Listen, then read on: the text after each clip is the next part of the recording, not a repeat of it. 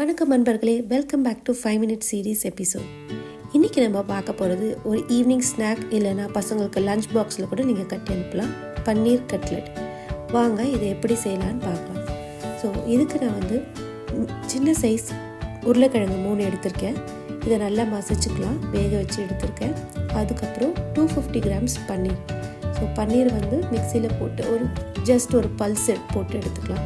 So அப்போ பார்த்திங்கன்னா நல்லா உதிரி ஆகிடும். நமக்கு வந்து கட்லெட்டில் நல்லா கம்பைன் ஆகி இருக்கும். நம்ம வேக வச்ச எல்லாமே வந்து உருளைக்கிழங்கு, அதுக்கப்புறம் பன்னீர், மிளகாத்தூள், கொத்தமல்லி, அதுக்கப்புறமா வந்து இது கூட நம்ம பிரெட் க்ரம்ஸும் சேர்த்து ஆட் பண்ணிக்கிறோம். பிரெட் க்ரம்ஸ் வந்து ஒரு 2 டேபிள் ஸ்பூன் போட்டுக்கலாம். ஸோ தட் உங்களுக்கு வந்து நல்லா கம்பைன் ஆகிருக்கும். உப்பு சேர்த்து நல்லா மிக்ஸ் பண்ணி விட்டுடுங்க. ஸோ இது உங்களுக்கு தண்ணி தேவைப்படாது. லைட்டாக கொஞ்சோண்டு மட்டும் தண்ணி வந்து தெளிச்சுக்கலாம். ஒரு பெரிய எலுமிச்சம்பழம் அளவுக்கு இந்த உருண்டை ரெடி பண்ணிக்கோங்க. லைட்டாக எண்ணெய் தடவிட்டு கையில் இந்த மாதிரி ஃப்ளாட் பண்ணிவிடுங்க. நான் எதுக்கு இந்த மாதிரி சைட்ஸ் வந்து ரோல் பண்ணுறேன்னா, உங்களுக்கு அப்போ தான் வந்து ஈவனாக இருக்கும். கடையில் வாங்குகிற மாதிரியே வந்து உங்களுக்கு நல்ல ஸ்மூத் ஃபினிஷ் கிடைக்கும். ஸோ இந்த மாதிரி நான் எல்லா உருண்டையும் ரெடி பண்ணி வச்சிடுறேன். இதுக்கப்புறம் என்ன பண்ண போகிறோம் பார்த்திங்கன்னா, நம்ம வந்து நான் வந்து இன்றைக்கி மைதா மாவு எடுக்கல, கோதுமை மாவுலேயே பண்ணியிருக்கேன். ஸோ ஒரு டீஸ்பூன் கோதுமை மாவு எடுத்துகிட்டு நீங்கள் நல்லா இந்த மாதிரி தண்ணி ஊற்றி கரைச்சி எடுத்துக்கோங்க. இது எதுக்குன்னா ஜஸ்ட் நம்ம பைண்டிங் பண்ணுறதுக்கு.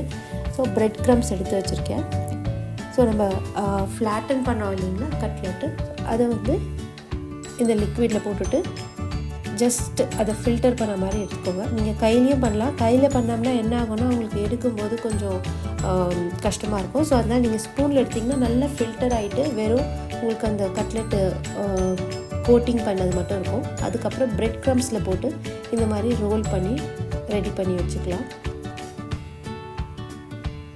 ஸோ நான் எல்லா உருண்டையும் இந்த மாதிரி ரெடி பண்ணி வச்சுருக்கேன் பாருங்கள். இந்த லிக்விடில் வந்து நீங்கள் லைட்டாக உப்பு போட்டுக்கோங்க, இல்லைனா வந்து உங்களுக்கு ஒரு மாதிரி பிளாண்டாக இருக்க மாதிரி இருக்கும். அதனால் இந்த கோதுமாவை கலக்கும் போது கொஞ்சோண்டு உப்பு போட்டு தண்ணி நல்லா ஊற்றி கலந்துக்கோங்க. நல்ல லிக்விட் வந்து தண்ணியாக இருக்கணும். திக்காக கலந்திங்கன்னா உங்களுக்கு அந்த கோட்டிங் ரொம்ப இதுவாகிடும். அதனால் தண்ணியாக கலந்துக்கோங்க. ஸோ இப்போ நான் வந்து எல்லா உருண்டையும் ரெடி பண்ணிட்டேன். இதை நீங்கள் வந்து ஸ்டோர் பண்ணியும் வச்சுக்கலாம். ஃப்ரீசரில் போட்டு இந்த ஒரு வீக்குக்கு நீங்கள் இதை யூஸ் பண்ணிக்கலாம். ஸோ அப்போ எப்போ வேணுமோ உங்களுக்கு எத்தனை பீஸ் வேணுமோ அப்போ நீங்கள் சூடாக போட்டு பசங்களுக்கு கொடுக்கலாம். இதை நீங்கள் வந்து உங்கள் ஸ்கூல் லஞ்ச் பாக்ஸுக்கும் கொடுக்கலாம், இல்லை பசங்களோட ஈவினிங் ஸ்நாக்காகவும் வச்சுக்கலாம். ஸோ இப்போ பாருங்கள், நான் இன்றைக்கி ஒரு 4 மட்டும் எடுத்து செஞ்சு காமிக்கிறேன். ஸோ கொஞ்சமாக கீ இல்லைன்னா எண்ணெய் போட்டு தவாவில் நான் இன்றைக்கி வந்து ஷாலோ ஃப்ரை தான் பண்ணுறேன். உங்களுக்கு வேணும்னா நீங்கள் டீப் ஃப்ரை கூட பண்ணிக்கலாம். ஸோ இது நல்லா 2 பக்கமும் ரோஸ்ட் ஆகிடுச்சு. வாங்க, நம்ம சூப்பரான கட்லெட் ரெடி ஆகிடுச்சு. இதுக்கு ஹோம்மேட் ரெடி பண்ண டொமேட்டோ கெச்சப் இருக்குது. அந்த வீடியோ நான் டிஸ்கிரிப்ஷனில் கொடுக்குறேன். கண்டிப்பாக மறக்காமல் பார்த்து லைக், ஷேர், சப்ஸ்கிரைப் பண்ணுங்கள் பிரியம் சேனலுக்கு. இன்னொரு இன்ட்ரெஸ்டிங்கான வீடியோவில் சந்திக்கலாம். தேங்க்யூ.